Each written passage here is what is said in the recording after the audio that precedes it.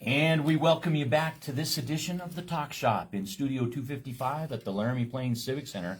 I'm Eric Henderson, and I am the host of the Talk Shop. In our 10th year, we enjoy informing you, and one of the information segments we have is the Candidate Awareness Tour.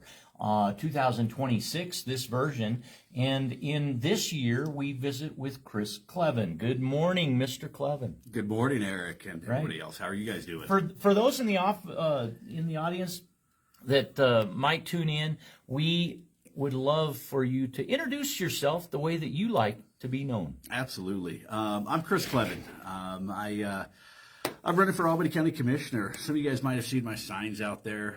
I ran 2 years ago, and Thad and I are really good friends. But 100 votes.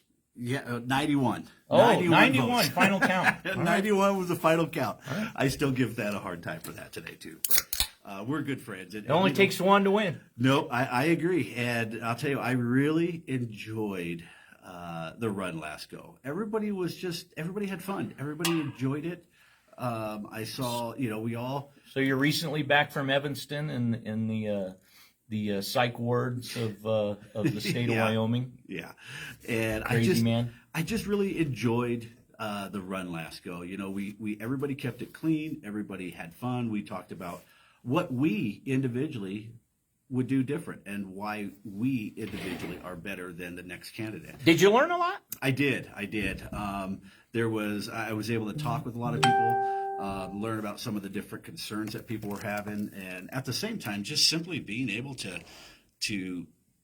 I hate to say it, but get used to talking to people again. I retired last May as a police officer with the city, and I absolutely love and enjoy talking with people, and I used a lot of de-escalation and stuff and just being able to communicate, and I kind of missed that for the last 10 to 11 months, and being able to actually have conversations with people to the point where 2 days ago I had a 2-hour phone call with a guy just because we were chatting about stuff that was going on. What are the key issues that you heard during the campaign, your last run, and maybe you continue to hear today? Yeah, probably the biggest one is the housing.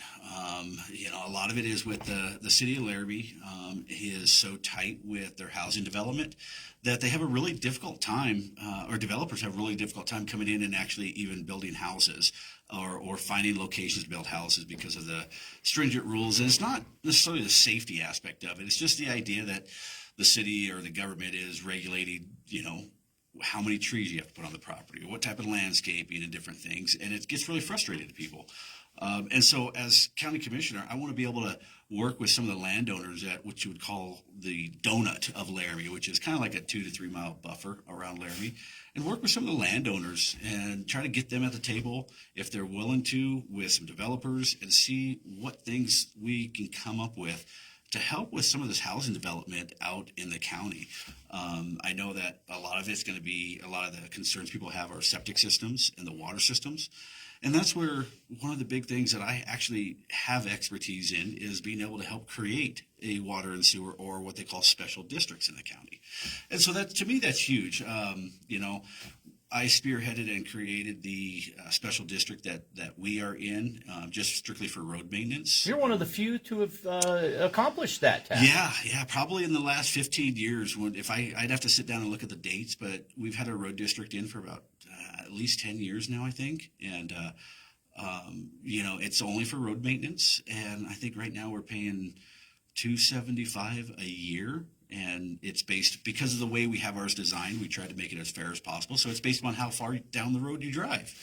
And it actually works out, because otherwise we had no legitimate road maintenance agreement between the 60, 70 property owners in our area. So it worked out really well, and we can actually get stuff done. But the best part is, it is, I don't want to say controlled, but it is regulated by state statutes. So we're able to take state statutes, and we're able to bring local control to our road district, because the actual members that are elected in our road district have to be members or basically citizens or voters within the district. So the more local representation you have, the better you actually can get. You can get voices out. You can actually have conversations with people. Going back to your career in law enforcement, one text comes in to the Talk Shop text line, and that is, what parallels do you have between law enforcement and your pursuit of my vote for county commissioner? Yeah, absolutely. So, what a lot of people don't realize is with law enforcement, we carry, or I refer to myself still because I spent an entire career here at Laramie PD, so I apologize, but I am retired now. But we would carry a cheat sheet pamphlet that was printed every year of state statutes because we never relied on, we remember what that says. We always, especially if we're dealing with a felony or something critical, we would always go back to that book and look it up and read the words. Now, many times I was training new recruits, so that's one of the reasons why I always did that, because I'm trying to bring them back and I'm trying to make sure that they understand that, you got to go back to the source. So between the state statutes and the Wyoming Constitution, those are the two things that you have to follow through when you're in law enforcement. And I think as an elected official, far too often, a lot of them just forget about the statutes and the Constitution. And I think it's critical to have those things with you when you're evaluating different policies, different resolutions, and say, how does that affect, or how is that affected by our statutes that we currently have? How is that affected by the actual Wyoming Constitution? We have, our Wyoming Constitution calls for our freedoms. We have, I know it sounds crazy and it's kind of outdated for some people think, but a fence out state for livestock. We have a right to farm and ranch in Wyoming and to fence out livestock. And, it's just one of those things. Just recently came up in the Planning and Zoning Commission, and I just happened to stumble across it by accident because I was looking at the maps. And just to the point where essentially they're taking... So what's going on? Yeah, the Planning and Zoning Commission. I actually have down here... For the county. For the county, correct, not for the city. So there are city and county. The Planning and Zoning Commission briefly discussed, I believe it was back in December 10th, if I look at the date correctly. During that meeting, they discussed the idea of changing the definition, I guess you could say, of livestock. And the idea is they're looking at the fencing issues with livestock. And the reason why they're looking at it is because a few years ago, the state statute changed for people that are creating subdivisions. And if they, depend on what area the subdivision is in, that person subdividing the property now has to fence the entire property, which, as you know, could be a pretty substantial cost, especially if you're not going to do it yourself or with your family. You're going to have to pay somebody to do it. You could be looking at tens of thousands of dollars because they also have standards that they have to go to for the animals, for wildlife to be able to still get through. So they looked at an issue with fencing because they're having at least one developer that was giving a little bit of pushback and frustration about it. Now, I will say that there actually is an out, and that is that if you have a letter signed by all the adjacent landowners saying that they don't have livestock and they don't need fencing, you don't have to put fencing up. So there is a caveat that the legislatures put in there to help prevent somebody from having to fence off 300 acres just because they want to subdivide it into smaller lots. But what they do is they took a problem with fencing and they essentially put that towards, and they put the burden from the developer onto an already private landowner. And so essentially what they're doing is they're changing it from, if you have a zoning in ranchette, they're changing it from a permissible use, which is accepted by right, which is what they listed there in the Planning and Zoning Commission, and they're changing it to a conditional use. But here's the kicker. Have any idea how much a conditional use permit costs? No $750. So now if somebody wants to go back and do what they could do today, if they want to wait until after June 2nd and try to do it, they technically would have to go through the process to fill out a conditional use permit, pay $750, and hopefully get permission to do what they want to do on June 3rd versus today.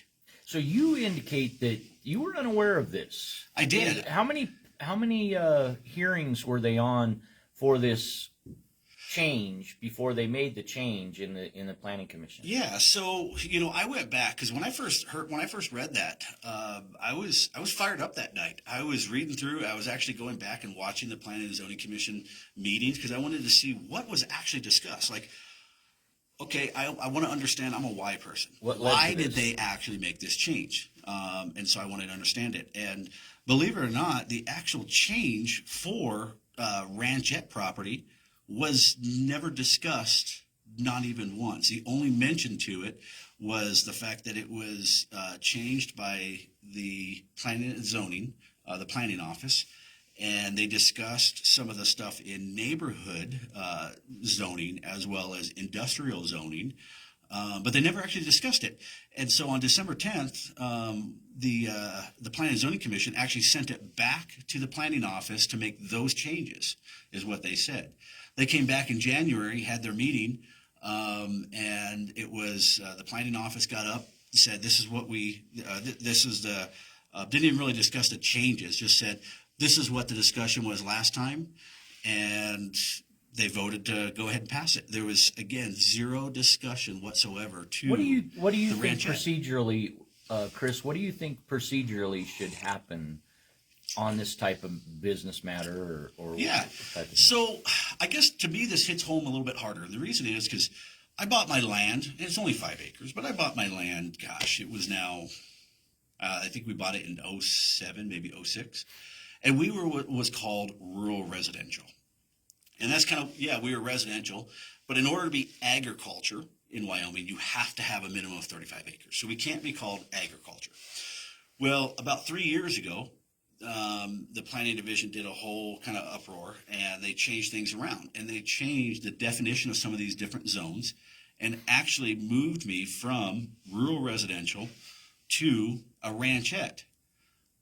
I had no idea until last summer when I went in to go file a new permit to build a shop on my property. And I was like, excuse me? We changed, you literally changed the definition of my property. And what's strange is, like, the clerk's office for the voting, we got a letter in the mail telling us that we had a voting center. We had notification by Facebook. We had all this other notification. That's a frustrating thing. What's the big deal in retiling? What's at stake? For rezoning, you mean? Yeah, what's at stake in labeling and these designations? designations? Is it one more step towards annexation? Because as you're talking about this, I come across a Laramie County issue where Y-Fresh is being annexed, challenged with annexation, and they don't want it. They don't want it. I'll tell you right now. Is that a step towards it here in our county? I'll tell you right now, even if I'm not elected as county commissioner, I am wholeheartedly against any more annexation from the city. Just because the city needs to deal with paving the roads, obviously stormwater drainage, other issues that they already see. The last thing they need to do is add more meat to their plate if they can't handle that meat right now. So I'll get that off the table right there. But to get back to your question specifically, I don't know. There's a fine line between having to look at restrictions because of growth, because the smaller the lots you get, the less, we don't want industrial activity on the small, half-acre lots or whatever. They're supposed to be residential. But even the planning office specifically said during the December 10th meeting for the planning and zoning meeting, specifically even said that ranchette is a quasi-agriculture area. And for those of you guys that don't know, my kids have been in 4-H forever, so we've got horses. We even have milk cows on the property. Changes in zoning and changes in titling could impact that future for you and your family. Absolutely. And and honestly, when my property got changed from rural residential to ranchette, it really didn't change anything. However, now that the ranchette has been one specific area has been changed from a permitted right to do on your property to a conditional use. Got to get approval. It's step by step by step is what's happening. And that's the part that's frustrating. And the trouble is, we have no way to even know what is in the pipe, what is in the works, unless you know about it.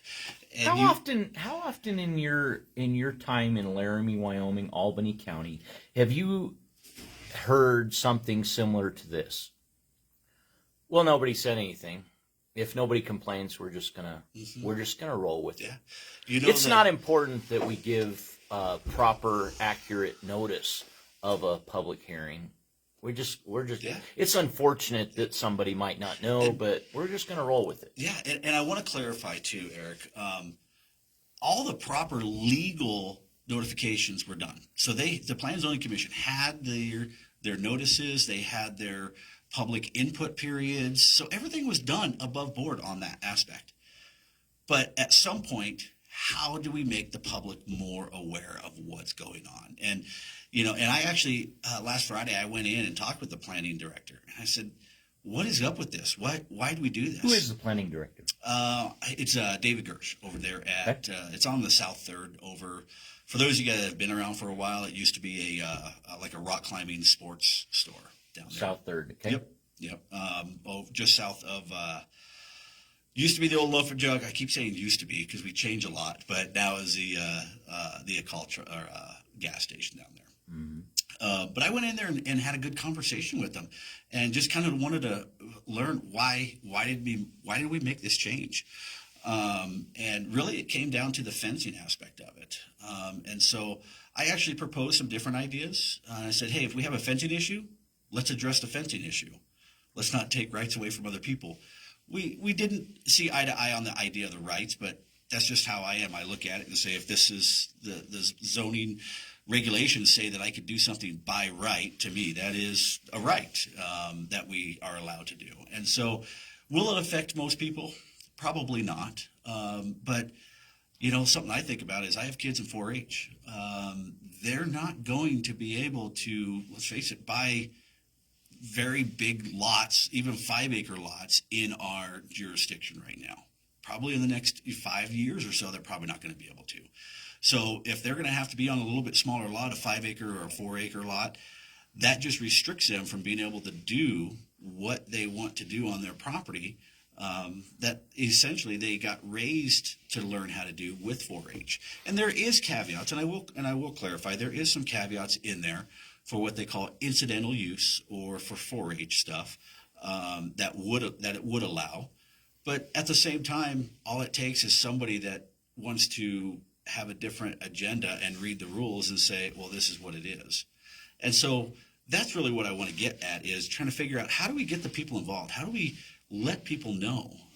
And that was actually one of the suggestions I had for David down there when we had a conversation. I said, how do we fix this problem? Because they didn't get anybody's input during the Planning and Zoning Commission, and I get it because nobody knew about it, and I only stumbled upon it by accident. So, if you surveyed most people and asked them when that commission meets, I would speculate that 1 in 10 might get that correct. Yeah, I know. Even for me, I don't remember the exact date of their next meeting. I'd have to go online and look at the agenda to figure out when the next meeting is, just to even know. We're visiting with Chris Cleven, and he is running for Albany County Commissioner. And you have a Meet the Candidate campaign launch fundraiser with Food and Friends this Friday. Tell us about that, if you would. Yeah, absolutely. And so for those guys that have seen it, this is on Facebook quite a bit. If you have, take a look at it. It's going to be on Friday night, 6 to 9. Nothing super fancy. It's more of an opportunity that I am going to be available. Of course, food's going to be there. I am going to smoke several pork butts, and we're going to go ahead and I'm going to have them shredded. And that way, if somebody wanted to, or if they have a gluten intolerance, there will be gluten-free side for that. But it's just going to be an opportunity for you to come out, chat with me, have a conversation, ask me some questions, figure out where I stand on different policies. Because at the end of the day, that's what I want to do, is I want to be available for the citizens. Right now, it's really, really difficult. You can make calls, you can call people, but it's really difficult to even know kind of what's going on or how things are going. So it's going to be at the Foundation Builders Youth Center. If you follow this program, you've probably heard about it, talking a little bit. It was just 804 Dally Ridge. Yep. So if you know where the old Bart's Flea Market used to be, it's basically about a half a mile down Soldier Springs Road from there. So May 22nd, 6 to 9 p.m. And this segment brought to you in the public interest, the Candidate Awareness Tour 2026 Brought to you by, in part, the Epson Center. They have their enchilada sale going on now through June 5th. You can place your orders between now and June 5th at the Epson Center, 1560 North 3rd Street. They have 3 traditional flavors you'll love: beef and cheese, house, cheese and onion. All 3, $30 per dozen, and all proceeds support that fantastic operation at 1560 North 3rd Street, the Epson Center for Seniors.